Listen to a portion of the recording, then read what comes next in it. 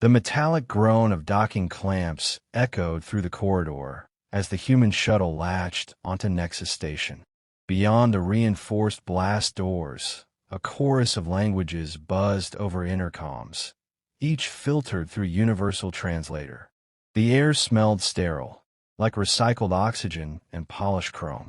Commander Jace Marlowe stepped off the ramp in full field uniform, matte olive fatigues cinched at the waist with a tactical harness. His boots struck the metal floor with steady, unhurried weight. On his shoulder was a patch, Earth Coalition Diplomatic Corps. On his right hand, a datapad with credentials. At his side, a golden retriever trotted with cheerful ease, tongue lolling and tail swaying, as though they were headed to a park rather than the most secure interspecies installation in the quadrant. The dog's name was Cooper. Technically, he was listed in the Galactic Directory under Cooper, Therapy Animal, Earth Species, Canis lupus familiaris. But to the station's biometric systems, Cooper triggered half a dozen threat protocols within seconds of stepping onto the platform. A flurry of red lights blinked into existence across the monitoring bay. Hidden turrets retracted from ceiling panels with ominous whirs, and a synthesized voice crackled to life. Biohazard alert. Class X biological anomaly detected. Immediate containment recommended.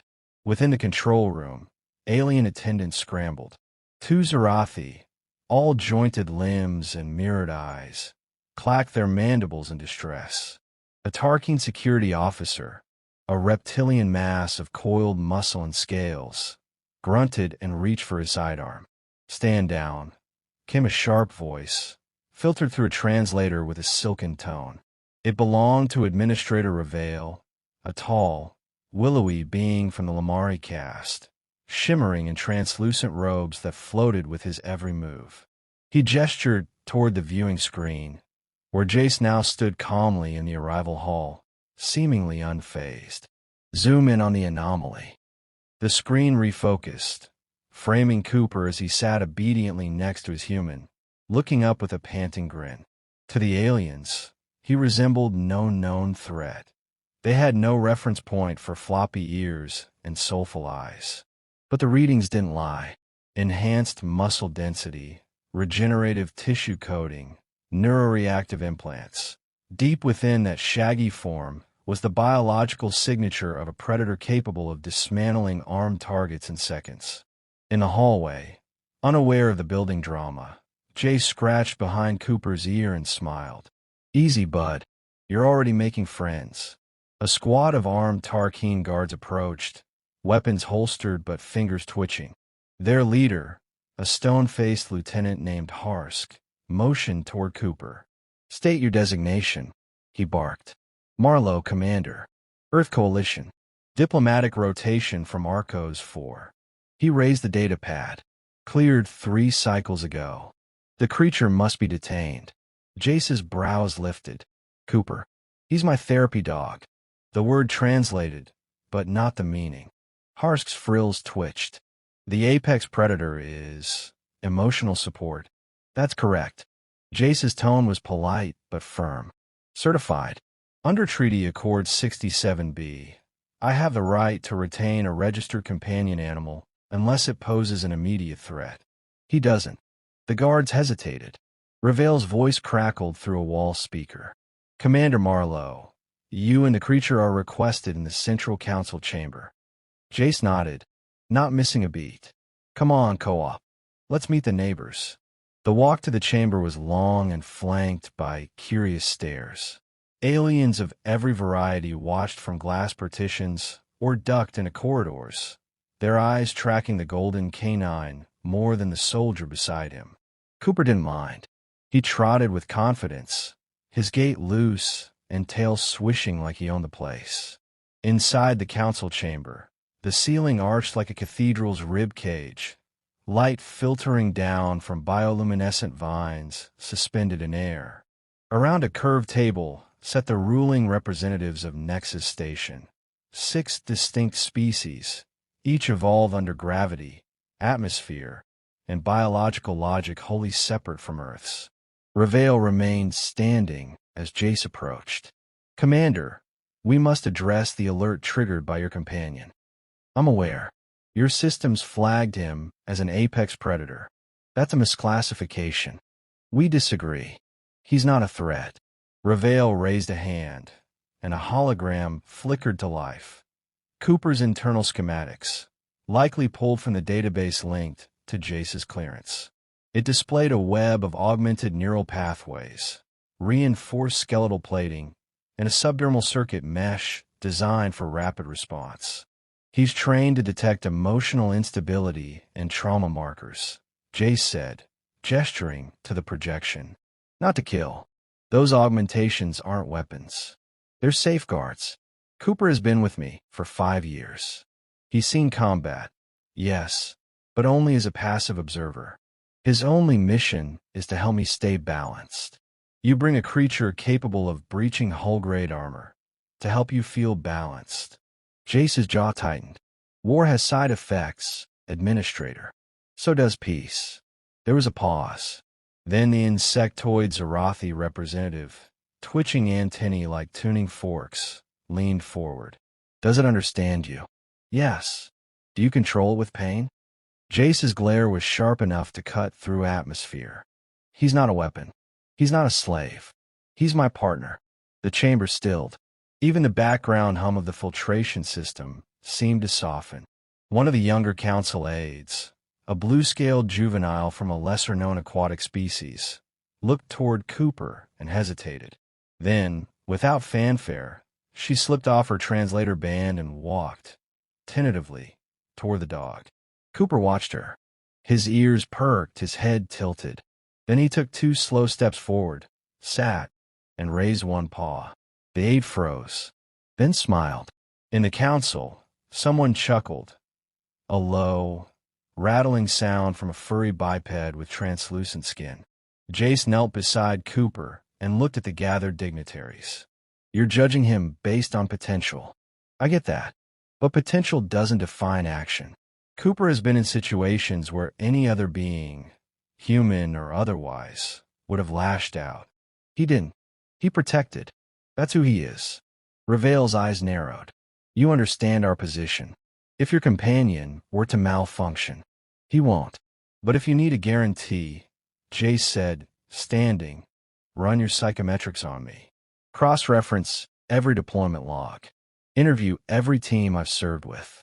You'll see he saved more lives than he's ever threatened." Another pause. Then Reveille flicked his fingers toward a neural reader embedded in the table. "We'll begin that review. In the meantime, the creature remains unshackled, but under constant observation." "I can live with that." As Jace turned to leave, Cooper at his heel, the tension in the chamber didn't disappear. It just shifted. Whispers passed behind hands and appendages. Data streams updated in real time. The term apex predator had not vanished, but it was now being followed by another phrase, growing in frequency: emotional companion. Back in the corridor, Cooper nudged Jace's hand with his nose, sensing the adrenaline still buzzing beneath his skin. Jace gave a quiet laugh. "Yeah, I know. Bureaucrats." He ruffled the dog's ears. "Let's just try not to bite anyone, okay?" Cooper let out a soft bark. They continued deeper into Nexus Station, unaware that their arrival had already begun to shift the politics of the galaxy. And in a locked chamber 3 decks below, something else was shifting too, a shadow on the security logs, a signal traced back to a different species entirely, one that didn't care about therapy animals or treaties. But that revelation would come later. For now, the apex predator padded onward beside his human, golden and grinning. The lounge reserved for visiting dignitaries had been retrofitted to accommodate human biology, oxygen-rich, temperate, and utterly bland. Commander Jace Marlowe sat cross-legged on a low seating cushion, the reinforced frame creaking beneath his weight. Cooper lay sprawled beside him, chin resting on his paws, eyes half-lidded in that sleepy, alert way only dogs seem to master. Jace had requested solitude for the night cycle, citing neural fatigue from transit and briefing overload. The council agreed without resistance. Truth was, no one wanted to be in the same room as the apex predator. He reached into the pack at his side and pulled out a metal vial. Inside was a single dog biscuit, Earth-made, chicken-flavored. He tossed it lightly, and Cooper caught it mid-air with practiced ease. Still got it, Jace murmured. Cooper let out a low huff that could have passed for smugness. The silence lingered, but it was companionable, comfortable, a stark contrast to the ambient paranoia of the station. He leaned his head back against the wall and closed his eyes. Memories didn't ask for permission. They surfaced uninvited. Flashes of red dunes and twisted metal. Screams filtered through calms. The weight of a body in his arms, limp and cooling. Explosions blooming in slow motion across a Martian sky, painting the dust with the color of cauterized grief. And through it all not Cooper. Not yet. Back then, it had been just Jace, alone in the wreckage of Delta Ridge, clutching his weapon with white-knuckled fingers and waiting for death to come in whatever form the enemy chose. Instead, they'd sent Cooper. He'd arrived months later, when the hospitals had finished carving the shrapnel out of Jace's spine and patching his lungs with synthetic mesh. Jace had been discharged, medically unfit for duty, and the psych report had been brutal. Severe combat trauma, dissociative response risk, recurrent instability indicators. The Earth Coalition's pilot program offered alternatives, experimental therapies for veterans deemed high risk but valuable. One was Project Reforge, animal-assisted neuromodulation via augmented companions. He remembered the first meeting in the sterile room. A handler had brought Cooper in on a leash, though it was unnecessary. The dog had walked straight to Jace, sat beside his chair, and rested his head on the man's knee. No hesitation, no fear. His neural patterns are designed to sync with yours, the handler had explained. He'll know when you're spiraling before you do. Jace hadn't believed it, until the night he'd woken gasping in his quarters, memories clawing at his throat. Cooper had already been there, paw pressed gently to his chest, weight grounding him back to reality. No barking, no panic, just presence. Over time, Cooper's role expanded. Missions resumed. Jace petitioned for reinstatement, conditional. The military relented. They needed soldiers. Cooper became not just a therapy animal, but a unit asset. He could detect pressure changes from mines, read hormonal shifts from hostiles. His augments weren't just medical, they were tactical. And yet, he still begged for belly rubs like any other dog. A soft chime broke the silence of the room. Jace blinked and sat upright. The display panel by the door pulsed with light. Someone was requesting access. He tapped it. The door slid open to reveal a figure he recognized from the council. Savine, the aquatic aide who had approached Cooper earlier. She stood holding a translucent data slate, eyes flickering with hesitant curiosity. "I apologize for the intrusion," she said. Her translator band softened her guild speech into melodic tones. "I was curious." Jace gestured toward the other cushion. "You're welcome to sit, if curiosity include conversation." She entered cautiously, water-slicked fingers clutching the slate. Cooper's head lifted, eyes watching her without alarm. He let out a low rumble, not threatening, more inquisitive. "He is awake?" she asked. "Always. Even when he pretends not to be." She lowered herself onto the cushion with awkward grace. Her species wasn't built for dry environments, but her environmental suit shimmered with microhumidity vents. Jace noticed her gaze linger on Cooper's eyes. "I have reviewed your military files," she said after a pause. "Your companion has saved your life multiple times." "Yeah, and not always in battle. You are close." Jace gave a wry smile. "I've seen more death than most our systems have names." Cooper doesn't judge, doesn't ask. He just stays. That matters. She nodded slowly. "Your people bind deeply. I think that frightens the others more than his augmentations." Emotional loyalty scares people. Unpredictability does. They fell into silence. Cooper rolled over, exposing his belly. Savine tilted her head. That gesture is submission. Trust, Jace corrected, means he doesn't see you as a threat. Her gills fluttered. I'm honored. The slate in her hand blinked.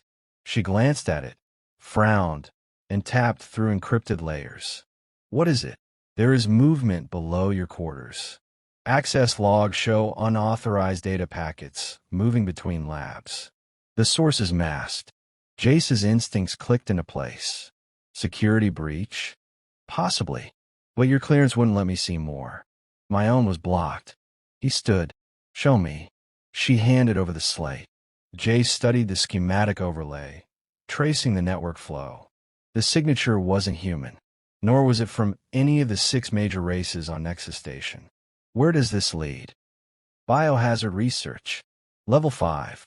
They study weaponized physiology and threat class organisms. Cooper was already on his feet. Jace slipped his sidearm from the case by the door and locked it into his thigh rig. Stay here. Savine's eyes widened. You can't go alone. I'm not. He touched 2 fingers to Cooper's collar. The light flickered green. The dog's pupils dilated slightly, a micro-response to activated protocols.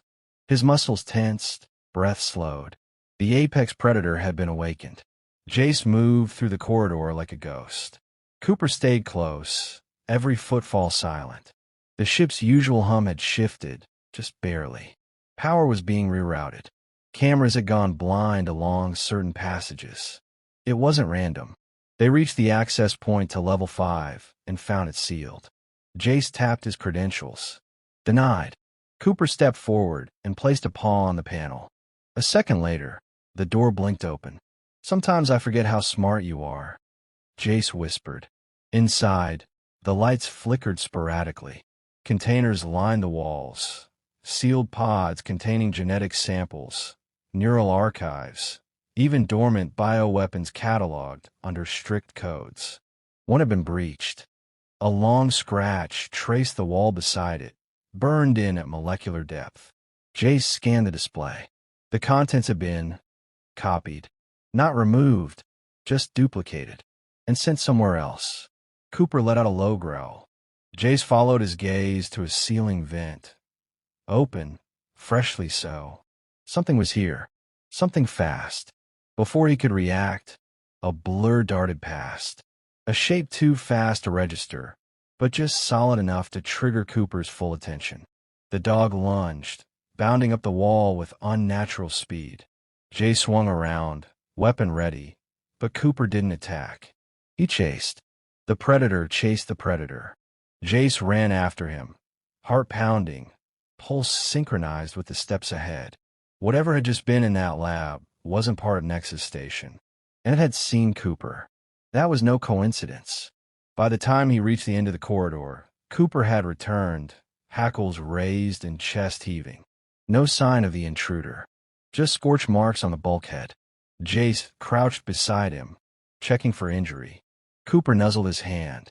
Savine's voice came through the comms. Commander, I've checked the logs again. That signal, it's been here before. It's not new. Jace looked up.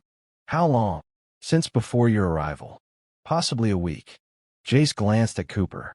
They weren't being watched because of what Cooper might do. They were being watched because of what he was.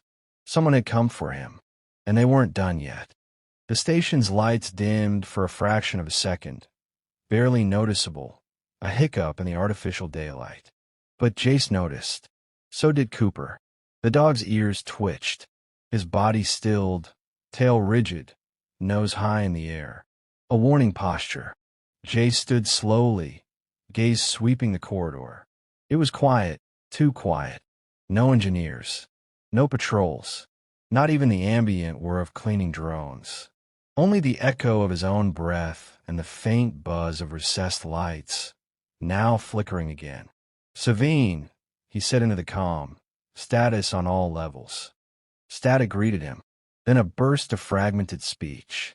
Containment, breach, power diverted, unknown, organic signal. He cursed softly. Interference wasn't accidental on a station like Nexus. It was either engineered or a side effect of something much worse. He and Cooper advanced with caution, passing through a secondary transit corridor used primarily for storage. The air grew cooler, damp. The lights here had failed entirely, leaving strips of emergency phosphor along the walls. In their dim glow, Jay saw the first sign of real damage. Scratches etched into the metal flooring, shallow at first, then deep enough to gouge through the top layer of plating. They formed patterns. Spirals. Intentional. Cooper sniffed one of the deeper gouges and let out a guttural noise. Not fear, but a kind of confused recognition. Jace knelt beside it, running a gloved finger along the etched edge. It was warm. Someone, or something, is leaving a trail, he murmured. They pushed deeper into the underbelly of the station. Nexus had once been a mining platform before its conversion into a diplomatic hub. Some sectors remained unused, sealed, decommissioned, or simply ignored. It was in these places that anomalies tended to grow unnoticed. A soft hum grew louder with each step. It wasn't electrical, but biological, like a subsonic vibration vibrating inside Jace's chest rather than his ears. Cooper stopped dead in his tracks. They had arrived. The bulkhead in front of them had been torn open, not breached with explosives, but pried apart from the inside. Something had escaped. The edges glistened with a resinous film, still wet, and behind it lay a chamber pulsing with faint green light. Vines, or what resembled vines, lined the walls, twitching occasionally, as if reacting to their presence. Jace gripped his sidearm tighter. The center of the room held a stasis pod, shattered from within.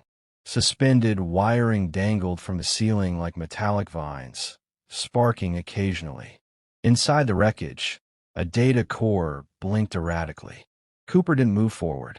"Guard," Jace said, voice low. The dog circled back, taking a defensive position by the entrance. Jace stepped inside alone, scanning the chamber. He reached the data core and tapped the emergency playback node. A hologram flared to life, flickering with static. It displayed a medical bay. Doctors in protective suits worked on a creature sprawled across a surgical cradle. Bipedal, tall, chitin-plated, eyes shuttered beneath a mask of bone. Readouts showed enhanced neural capacity, pressure tolerance, thermal resilience. Apex class specimen, subject Namari Prime, acquired under black contract, a voice said. Genetically modified from pre-collapse xenotypes. Intended for planetary cleansing under command Directive 041. Status, unstable. Jace felt his stomach twist. He knew what planetary cleansing meant. Genocidal shock units, built for one task, to wipe clean contested colonies. The hologram fast-forwarded. The creature thrashed on the table. A handler screamed. Blood spattered across the lens. Then static. Next file. A new date. Now it showed Cooper. Not a recording of him in the present, but schematics. Biological overlays. Neurological scans. Side-by-side comparisons with an Amari subject. Brainwave alignments. Pheromone signals. Compatibility data. Then a voice. Therapeutic imprint complete.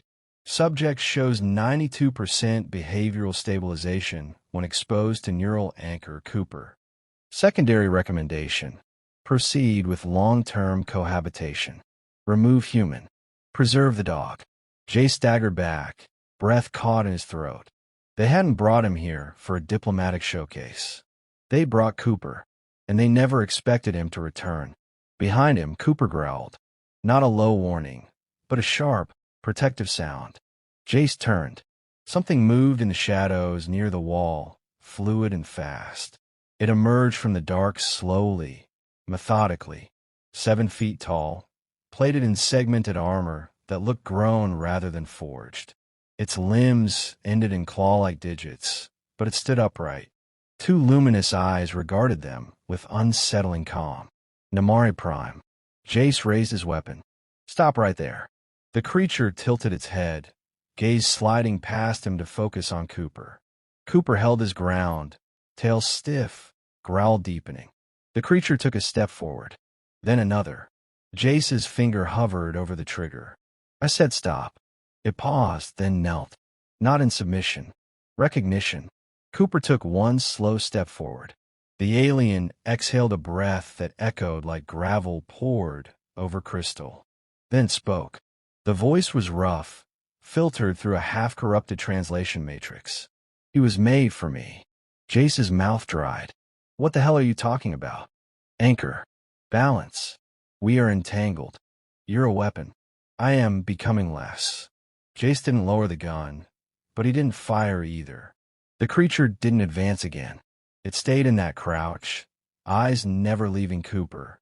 I remember, it said. Pain. Silence. Then warmth. Fur. Am I not afraid? He saw me. Without fear. Jace's thoughts spiraled. Somehow, Cooper had been used to stabilize a weaponized organism. Emotionally, neurologically. He was the key to pacifying it. A therapy dog turned failsafe for a biological superweapon. And he'd been brought to Nexus not as an accessory, but as a linchpin. The implications were staggering. You escaped containment, Jace said slowly. Killed your handlers. The creature's voice cracked. Not intention. Pain-triggered reaction. Woke early. And now. Do not want war. Do not want solitude. Want anchor. A soft whine came from Cooper. He padded forward, slowly, tail lowered but not tucked. Jace reached out, but Cooper brushed past him and sat directly in front of the creature. Their eyes met. There was a silence that stretched impossibly long. Then, Namari Prime reached out a clawed hand, slowly, and touched Cooper's head. Gently. Cooper leaned in. Jace lowered the weapon. For now. Footsteps sounded behind them. Savine entered the chamber, flanked by two armed guards. Her eyes locked onto the scene before her. She didn't speak. Her expression shifted from fear to awe, then settled into cold calculation. You found it, she said. No. Jace replied, voice flat. It found us. She approached, ignoring the hum of unease from her guards. We suspected this connection. We had theories. But to see it, you knew. Jace interrupted. You knew Cooper was being used as some kind of neural leash. It was classified above my level, she said. But I suspected. The council has been fragmented about the ethics of the project. The project's alive, Jace said, glancing at the creature. And it doesn't want war. Savine looked at Cooper. He truly tames it. He doesn't tame anything. He connects. The creature stood slowly. It didn't raise its arms or display aggression. It simply placed one hand over its chest. I'm called Traka, it said. Savine's translator struggled with the sound but caught it. I will follow him. Then you follow me, Jace said. Savine looked between them. Her voice dropped. You know this changes everything. Military command will want him weaponized. They'll want him dissected. They'll have to go through both of us. You protect him. Jace met her gaze. No, we protect each other. The extraction vessel arrived 21 hours later, a sleek diplomatic courier from the Martian Concord bearing the crest of interstellar neutrality. It docked with Nexus under emergency protocol, bypassing standard customs. The moment it latched, tension on the station thickened like smoke. Command staff, engineering crews, private contractors, they all wanted answers. Some wanted blood. Jace remained in the observation chamber beside Traka, who stood perfectly still at the edge of a reinforced viewport, watching Earth rotate below. He hadn't moved in over an hour. Cooper sat by his side, occasionally shifting his weight, occasionally pressing his body gently against the alien's leg, as if to remind him he wasn't alone. You sure about this? Savine asked quietly from behind Jace. She wore full diplomatic regalia now, all sterile formality, increased authority. But her voice carried something else, uncertainty. No, Jace replied, but I think it's the only way. They won't take it kindly. You disobeyed direct recall orders. I didn't disobey, he said, glancing back at her. I delayed. She sighed. That's not going to matter to command. He turned back toward the viewport. Then let them come. I'm done pretending this is something we can cage and classify. Moments later, the chamber doors slid open with a soft pneumatic hiss. A quartet of Concord mediators stepped through, neutral uniforms immaculate, expressions unreadable. At their center was a woman Jace recognized, Admiral Lorene Vecht, commander of the Mars Outer Defense Network, a name whispered in both awe and dread among veterans. She stopped a few paces from Traka and simply studied him. Traka remained still, eyes unblinking. Cooper growled once, low and short, a warning.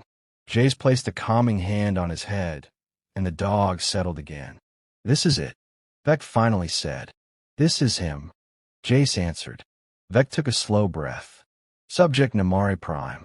You understand who I am. Traka's voice emerged like stone dragged across crystal. You command armies, and you are a weapon. Traka didn't move. Vecht tilted her head. Explain. The alien reached down and placed his clawed hand gently atop Cooper's head. The gesture was soft, reverent. He teaches me restraint, empathy, even joy. Without him, I burn. Jace stepped forward. He's not lying. The neural overlays confirm it. Cooper isn't just a stabilizer. He's an anchor. The bond is symbiotic. That makes him dangerous, Vecht said. To depend on something so fragile. Maybe, Jace said. But we've done worse with less. And we've never asked what they want. Vecht turned her gaze on him, sharp as a scalpel. Then let me ask, what do you want, Jace? He hesitated. The answer wasn't easy, but had been forming layer by layer since the stasis pod. I want to stop pretending we understand everything just because we engineered it. I want to give him, he gestured at Traka, a chance to be something other than what we built him to be. And I want Cooper to keep doing what he's always done, which is heals things, Jace said simply. There was silence. Vecht crossed the chamber slowly and stood before Traka.